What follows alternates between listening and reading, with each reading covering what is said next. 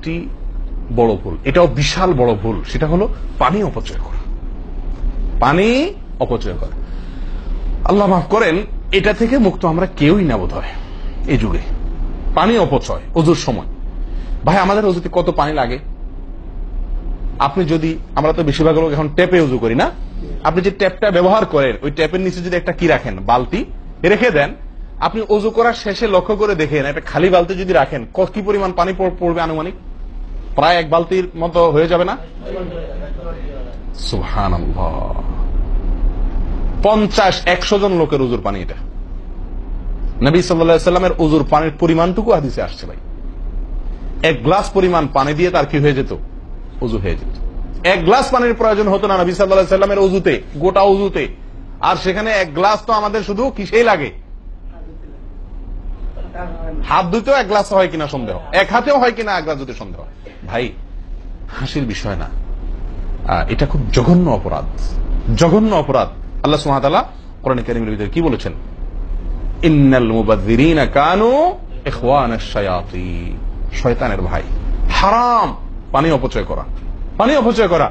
সাহাবায়ে কেরাম জিজ্ঞেস করছেন, ইয়া রাসূলুল্লাহ, আমরা তো কেউ বলবো ভাই এই যে নির্দেশ নিষেধ এগুলো তো সাহাবীদের যুগে পানি টানাটানি ছিল, মরুভূমি এলাকার লোক ছিল, তখনকার বোধহয় সমস্যা। ভাই এখন তো আমাদের যুগে আলহামদুলিল্লাহ কি আছে?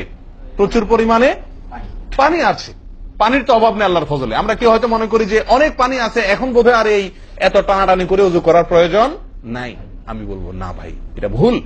সাহাবায়ে কেরাম জিজ্ঞেস করছেন নবী সাল্লাল্লাহু আলাইহি ওয়াসাল্লামকে, ইয়া রাসূলুল্লাহ, যদি আমরা সমুদ্রে থাকি, নৌকায় যাচ্ছি, জাহাজে যাচ্ছি, সমুদ্রে পানির কোনো অভাব নাই, সেখানে পানি ব্যবহারের ক্ষেত্রেও কি আমাকে হিসাব করে করতে হবে? অতিরিক্ত করলে হিসাব দিতে হবে? নবী সাল্লাল্লাহু আলাইহি ওয়াসাল্লাম হাবাচক উত্তর দিয়েছেন। ও ভাই, তাহলে বোঝা গেল যে পানি ট্যাঙ্কিতে আছে, আপনার লাইনে পানি আছে, এই জন্য আমি পানি অপচয় করার অনুমতি আমাকে শরীয়ত দেয় নাই। অতিরিক্ত পানি ব্যবহার করলে আমাকে হিসাব দিতে হবে। সবচেয়ে উত্তম, সবচেয়ে ভালো হয় ভাই, আপনি যদি সম্ভব হয় বদনা বা কোন জগ ইত্যাদিতে, মগ ইত্যাদিতে আপনি ওযু করেন, সবচেয়ে ভালো। টেপের মধ্যেই বেসিনে একটা মগ রেখে দিলেন, ওইটা দিয়া ঢেলে ঢেলে আপনি ওযু করেন, তাহলে পানি অপচয় হওয়ার সম্ভাবনা সবচাইতে কম।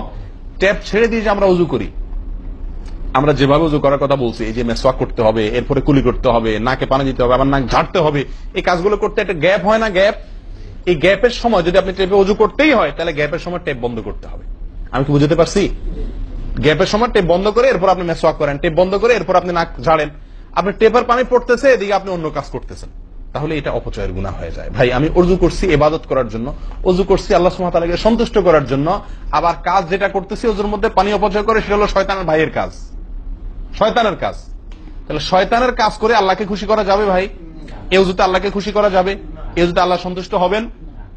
ওযু করলে নবী সাল্লাল্লাহু আলাইহি ওয়াসাল্লাম বলেছেন, দিনে 5 বার ওযু করলে, একটা মানুষ 5 বার গোসল করলে যেরকম তার শরীরে ময়লা থাকে না, একটা মানুষ দিনে 5 বার 5 ওয়াক্ত সালাতের জন্য ওযু করলে ওই লোকের অন্তরে বা ওই লোকের ভিতরে গুনাহ থাকে না, আল্লাহ তাকে গুনাহ থেকে পরিচ্ছন্ন করে দেন, পবিত্র করে দেন, ধুয়ে পরিষ্কার করে দেন 5 বার ওযু করার মাধ্যমে।